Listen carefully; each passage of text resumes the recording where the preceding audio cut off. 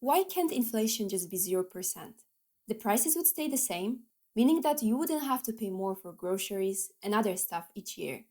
We often hear in the news how bad high inflation is Inflation's killing our country. and how we should reduce it, That's why my priority was to bring down inflation. but not to zero. No, just around 2%. We are determined to ensure that inflation returns to our 2% medium-term target. Why 2%? That's the so-called target inflation rate for many central banks around the world. For the US, UK, Japan, and Canada, it is exactly 2%. The Eurozone's ECB set it to just below 2%, and Bank of China's inflation target is around 3%. And actually, most of these targets were introduced in the late 1990s or even later, but that's another story. Okay, so to make sure we're all on the same page, inflation is the increase in prices of goods and services over time. So say for £10 today, you can buy less than you could 5 or 10 years ago. Why does inflation exist? So first of all, people spend more over time. When people feel confident about their income or job security, they spend more. More demand pushes prices up. For instance, think about a limited edition smartphone.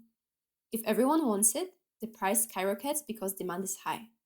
Inflation also exists because costs go up. The ingredients for products, like cocoa beans for chocolate or wood for furniture, don't stay the same price. When those costs rise, businesses have to increase their prices to stay profitable.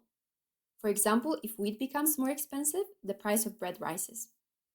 Another reason is that central banks create more money. Governments and central banks, like the Federal Reserve or the Bank of England, sometimes print more money to stimulate spending. But when there's too much money chasing the same goods, prices rise. Imagine an auction where everyone suddenly gets an extra £1,000 to bid. Prices would jump because people can afford to pay more and would outbid each other. So one could say this inflation process is almost natural because of how people act, businesses work, and governments make money. So why not aim for 0% inflation? Wouldn't it be nice if prices stayed the same? Well, apparently not. Why 0% inflation is a problem? Because there is no incentive to spend. If prices never change, people might delay spending thinking, why buy now if it'll cost the same next year?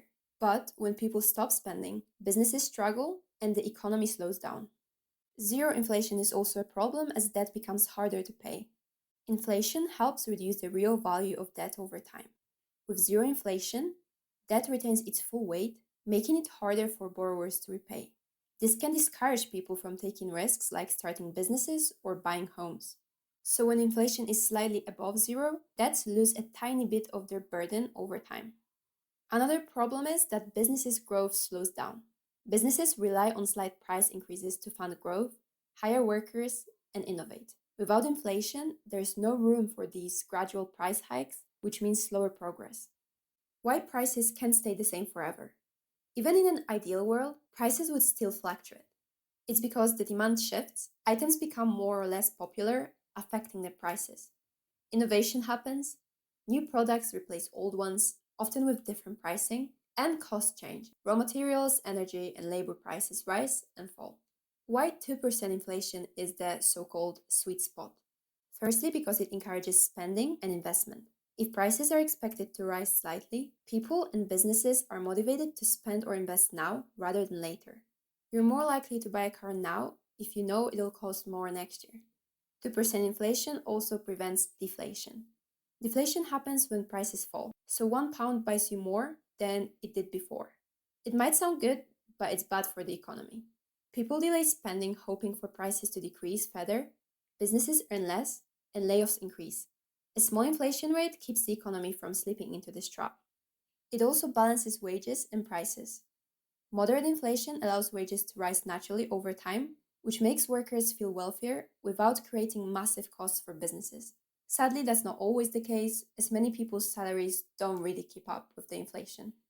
Next reason is that it leaves room for adjustment.